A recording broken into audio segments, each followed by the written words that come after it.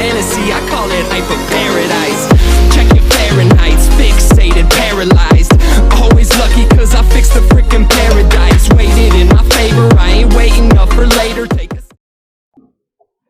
What's up guys, welcome back. I wanted to make this for everybody that's trying to figure out how to play the Gorge so they can get some tunes and, you know, get some of the mounts that they want, because I feel like that is the fastest way to go ahead and start. And I feel like a lot of people may not be playing it just because they don't know how to play. So we're gonna get right into it. Every time you start a match, most people will be going straight to mid because they want to try to make a push for whatever's coming on the train. So just keep looking at your alliance text in the beginning inside of the chat. Make sure you keep in, you know, just track of it in general, just when people may call out, so they want to move to the middle to get supplies from the train. So that's probably the first thing you're gonna see every time you start a match. Basics is, you know, just the first team, you know, tip number one, first team to destroy the core located at the opponent's base will be declared the winner.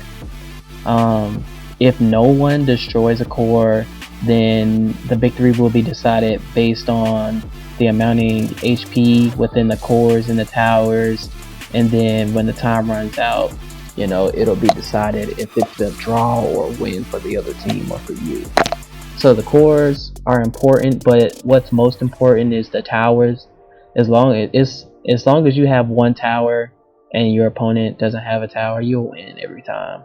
You just got to keep yours alive while, you know, time's ticking down, because time is a factor. This is a pretty fast duty that you can get into. So the next thing you probably want to know about, say we'll go into tip number 2, is the Mechs. A lot of people don't even utilize the Mechs, and I feel like that's the wrong way to play the game, because you always play the objective. No matter what PvP mode you're in, you always play the objective. Running around and killing people is great, but you got to play the objective. So use the Mechs. So the first one is my favorite. It'll be the Cruise Chaser, and that's the one I feel like you should use the most. It's the quickest.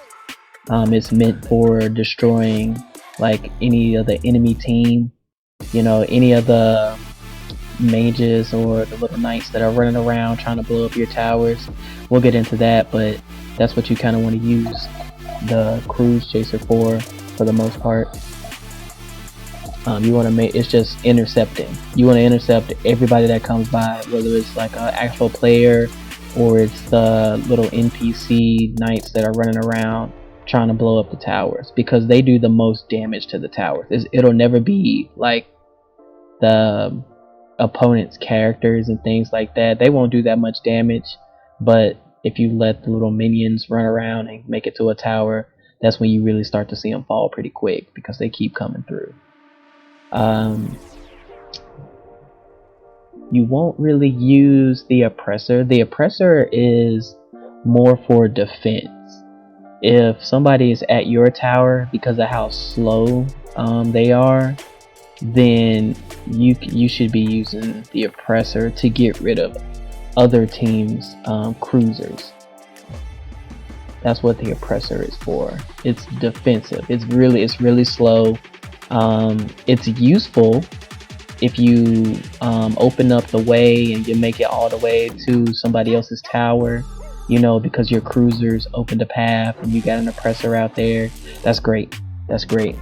But if you were going to choose one right off the bat, use the cruiser. That'll help you way more than the Oppressor will. The Oppressor is more long range. The cruiser is more mid to short range. It's gonna be the faster one, take out more things like that. But the long rangeness of the Oppressor when it comes to like taking down other towers and cores is great. So is the Brute Justice. The Brute Justice you probably won't get if you're new, but if you get it, you know what I'm saying? Like if you can get inside of the Brute Justice, go ahead and get inside of the Brute Justice for sure, 100%, because it is the strongest one. But I'm just letting you know, I particularly use the cruiser like 9 times out of 10. It's just the better one to me. And like I said, the brute justices are limited and the oppressors are for defense. So I like to usually go on the attack. The cruiser, probably number one choice for everybody, should be. Just go straight to it. So another thing that you guys are probably confused about is what the items actually are. So what you guys are looking for is you're trying to get the cerulean tanks. Like, that's what will cause people to go for the middle or not go for the middle. You know what I'm saying? So let's just go ahead straight into the items. So you want to get cerulean tanks and the main cerulean tanks, because that lets you get the mechs out faster. There'll also be little minion enemies running around that you can destroy to help you get some, I think it's CP for summoning the mechs, but that's what you really want. You want to pick up the cerulean tanks on the ground, and then when the train comes through, you want to collect the main cerulean tanks. Everything else it's not really as necessary. Like, you'll get like instant limit breaks, stuff like that, but like I said, these fights aren't really won with limit breaks and killing people. You got to get the minions to the opponent's towers and stuff like that. You got to. So I mean, let's just talk a little bit about the minions themselves. So you got the Viking, it's close quarter combat. The mage, it's obviously going to use magic, so it's going to be a little bit longer range. So the Viking will always run up first, you know, and the mage will stand a little bit in the background, and you'll just use the mechs. Like I said, use the cruiser and target that. And enemy players will usually be around them, so you'll hit them by association. You know what I'm saying?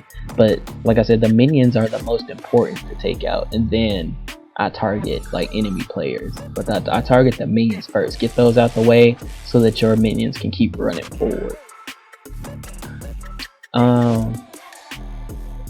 Like I said, a variety of little minions will walk out, but nothing too crazy unless you get to the mercenary. The mercenary is just like you do damage to it for it to be on your team or the opponent's team. When you guys want to go to the train in the middle, when you want to go to the cerulean engines, and it's got like the main cerulean tank, so that's pretty much the only time you really need to push the middle kind of hard, is when it is a main cerulean tank. And basically once it prompts you to, you're gonna stand on like the glowing platforms, and there's little people next to the gauge. You want to make sure you got more people on the gauge than the opponent. Basically, you just want to go ahead and wipe their entire team like right on the spot before this even pops up. But as soon as the gauge pops up, it'll let you know who's winning the cerulean tank if you just watch it based off of how many people you got standing on the platforms. It's really not that bad. But like I said, it can give you main cerulean tanks, which is what you want. That's why you would push mid heavy, because it gives you an automatic 50 in the CP. Like I said, the juice gives adrenaline for the limit breaks. It's not as necessary. You don't need that. And then gob tanks. Now gob tanks are really useful because they take like at least a minute, like legit 60 seconds of constant attacking before you take it down. So I mean, the gob tanks are useful if you can kind of sneak one of those in, but I wouldn't really worry too much about the juice. I would just kind of focus on main cerulean tanks and then gob tanks. That's pretty much it. That's all you really need to focus on. There are crates as well that kind of pop up every now and then that give you all three of them, but I really don't see those like every match. You don't get those every match. So like I said, one thing to be conscious of is when you're in your party, you have a party of 4, and if one of your party members is in a mech and you're trying to summon one, you won't be able to, because only one person from your light party, one of your 4 people teams, it can only be summoned one at a time. So if you start seeing them get low on HP, I'm probably gonna go ahead and get on my mount and go straight back to the core, so I can get ready to put another mech out. Because the faster you put those mechs out, the faster you can take care of the minions, and then you can start clearing the enemy characters out of the way so that your minions can make it to the towers. Remember, the minions are the focus. Play the objective, guys. Don't do nothing crazy. Just play the objective. Let the minions make it to the tower. They'll blow the tower up. You don't have to do crazy amounts of damage. It's not like that. But that's pretty much it. Make sure you guys, like and subscribe.